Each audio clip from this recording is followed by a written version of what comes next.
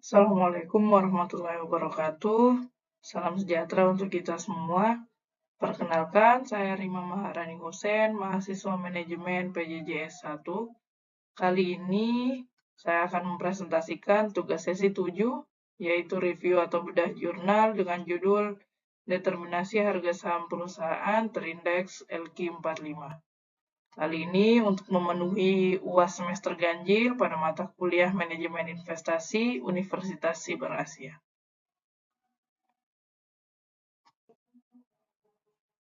Pada jurnal kali ini, judulnya yaitu Determinasi Harga Saham Perusahaan Terindeks LQ45.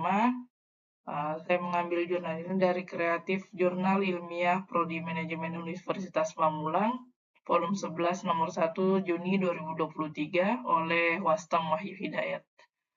Isi jurnalnya sendiri yaitu tentang analisis faktor-faktor yang mempengaruhi harga saham perusahaan yang terdaftar di indeks LQ45.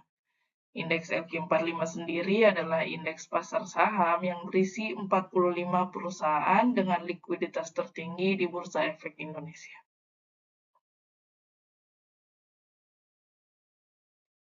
Selanjutnya yaitu latar belakang. Ada beberapa latar belakang yang diambil peneliti pada penelitian kali ini dan dituliskan pada jurnal, yaitu yang pertama, pasar modal Indonesia terus berkembang pesat sejak krisis moneter tahun 1998 dan 2008. Hal ini menjadi indikator penting bagi ekonomi negara. Kemudian yang kedua yaitu pasar modal melibatkan penawaran dan perdagangan surat berharga serta perusahaan terbuka terkait. Yang ketiga yaitu harga saham dipengaruhi oleh permintaan, penawaran, dan harapan keuntungan perusahaan. Investor memantau harga saham untuk memprediksi pendapatan di masa depan. Selanjutnya yaitu analisis harga saham yang dilakukan dengan menghitung nilai intrinsik berdasarkan laporan keuangan yang menggambarkan efektivitas dan profitabilitas perusahaan. Kemudian menganalisis faktor keuangan seperti debt equity ratio atau DER dan PBV terhadap harga saham untuk memberikan wawasan bagi investor. Selanjutnya, memahami faktor-faktor keuangan yang membantu investor mengurangi resiko dan membuat keputusan investasi yang lebih baik ke depannya. Selanjutnya itu rumusan masalah. Rumusan masalah pada penelitian kali ini yaitu bagaimana pengaruh berbagai faktor fundamental seperti price to book value atau PBV, debt to equity ratio atau DER, dan ukuran perusahaan terhadap harga saham yang tercatat di Bursa Efek Indonesia khususnya untuk perusahaan yang terdaftar di indeks LQ45. Kemudian untuk tujuan penelitian kali ini yaitu menganalisis dan memberikan bukti empiris mengenai pengaruh PBV, DER, dan ukuran perusahaan terhadap harga saham di pasar modal, sehingga dapat memberikan gambaran yang jelas kepada investor dan pemangku kepentingan lainnya. Selanjutnya yaitu metodologi penelitian. Metodologi penelitian kali ini yaitu dilakukan dengan menggunakan metode analisis regresi untuk menguji pengaruh variabel-variabel tersebut terhadap harga saham. Kemudian populasi yang digunakan pada penelitian kali ini adalah perusahaan yang terdaftar atau yang termasuk dalam indeks LQ45 Bursa Efek Indonesia pada periode 2019-2021 dengan sampel berjumlah 28 perusahaan. Pengumpulan data kali ini dilakukan melalui pengamatan harga saham dan laporan keuangan perusahaan yang terdaftar di Bursa Efek Indonesia selama periode tertentu. Selanjutnya yaitu hasil penelitian. Hasil dari penelitian ini menunjukkan bahwa semua variabel yang diteliti yaitu PBV, DER, dan size firm atau ukuran perusahaan berdampak signifikan terhadap harga saham. Nilai signifikansi yang diperoleh dari analisis menunjukkan bahwa hubungan ini dapat dipercaya dan relevan dalam konteks investasi. Selanjutnya yaitu analisis kritis. Nomor 1, apakah tujuan penelitian jelas dan relevan? Menurut saya, ya, tujuan penelitian sudah cukup jelas dan relevan. Penelitian ini juga merupakan salah satu contoh analisis fundamental, di mana analisis fundamental merupakan metode evaluasi nilai intrinsik suatu saham berdasarkan faktor-faktor ekonomi, keuangan, dan faktor lainnya yang mempengaruhi bisnis. Penelitian ini menganalisis tentang pengaruh PBV, DER, dan ukuran perusahaan terhadap harga saham di pasar modal. Tujuannya juga cukup relevan, yaitu menunjukkan hubungan antara ukuran perusahaan, di mana ukuran perusahaan sendiri telah diakui sebagai salah satu faktor risiko penting dalam model penilaian aset. Selanjutnya itu nomor 2, apakah metodologi yang digunakan tepat untuk mencapai tujuan? Menurut saya, metodologi yang digunakan sudah cukup tepat dan sudah sesuai untuk tujuan penelitian. Penggunaan metode penelitian kali ini yaitu metode analisis regresi, yaitu untuk menguji pengaruh variabel bebas seperti PBV tadi, price to book value, debt to equity ratio atau DER, dan ukuran perusahaan terhadap variabel terikat, yaitu harga saham.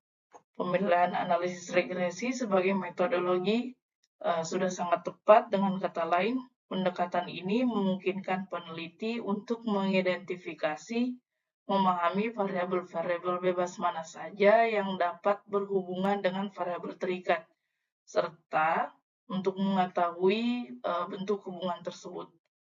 Penggunaan 28 perusahaan yang dijadikan sampel penelitian yang diambil dari populasi perusahaan yang terdaftar dalam indeks LQ45 Bursa Efek Indonesia yang merupakan perusahaan-perusahaan dengan likuiditas tinggi dan kapitalisasi pasar besar, merupakan sampel yang cukup representatif untuk hasil analisis ini. Hasil penelitian juga menunjukkan bahwa semua variabel yang diteliti memiliki pengaruh signifikan terhadap harga saham. Ini menunjukkan bahwa metodologi yang digunakan sudah cukup tepat, dapat dipercaya, dan relevan. Selanjutnya yaitu nomor 3, apakah hasil penelitian mendukung kesimpulan? Menurut saya, hasil penelitian sudah mendukung kesimpulan. Hasil penelitian menunjukkan bahwa baik PBV, price to book value, debt to equity ratio atau DER, maupun size firm atau ukuran perusahaan berdampak signifikan terhadap harga saham.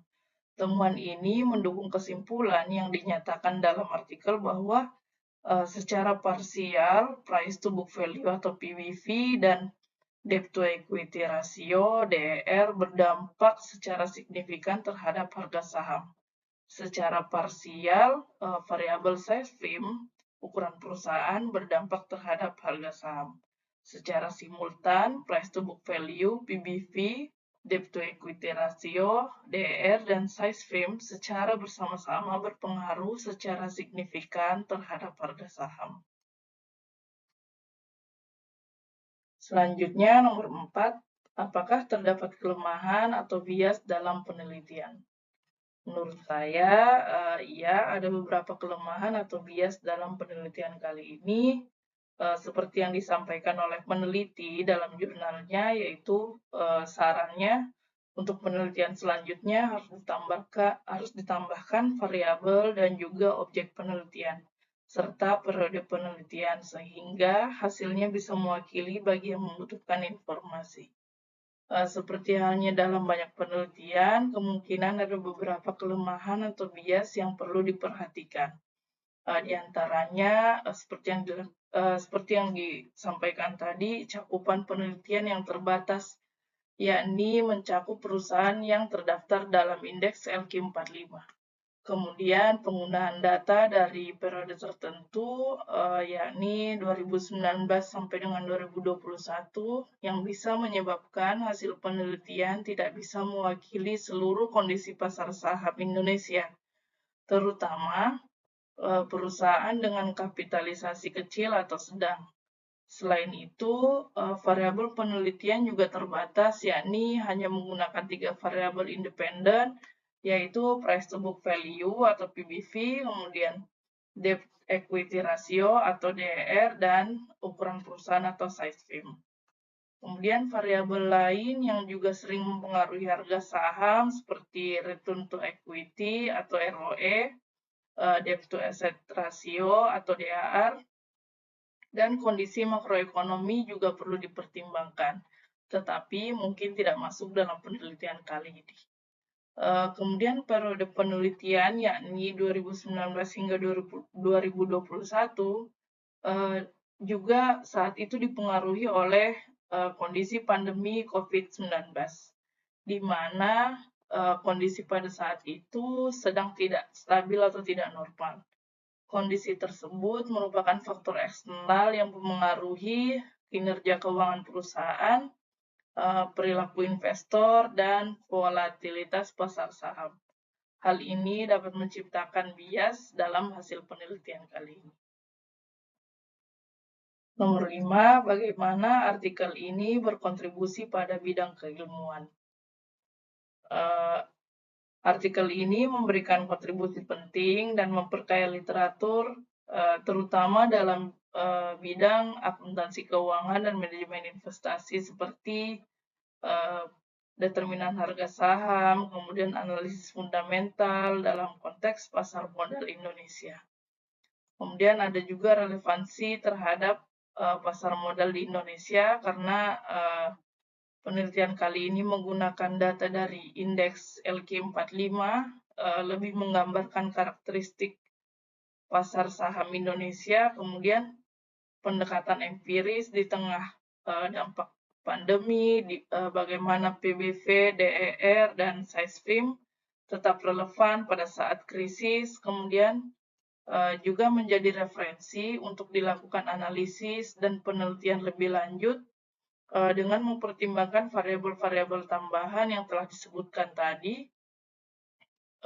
Kemudian untuk penelitian lebih lanjut juga dimungkinkan untuk mengambil cakupan sampel yang lebih luas atau dengan periode yang lebih panjang, sehingga dapat memperdalam pemahaman mengenai pasar modal Indonesia. Kemudian untuk nomor 6, apakah ada saran untuk penelitian lanjutan?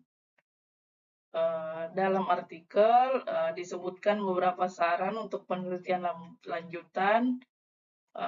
Disarankan bahwa untuk penelitian selanjutnya harus ditambahkan variabel dan juga memperluas objek penelitian serta periode penelitian.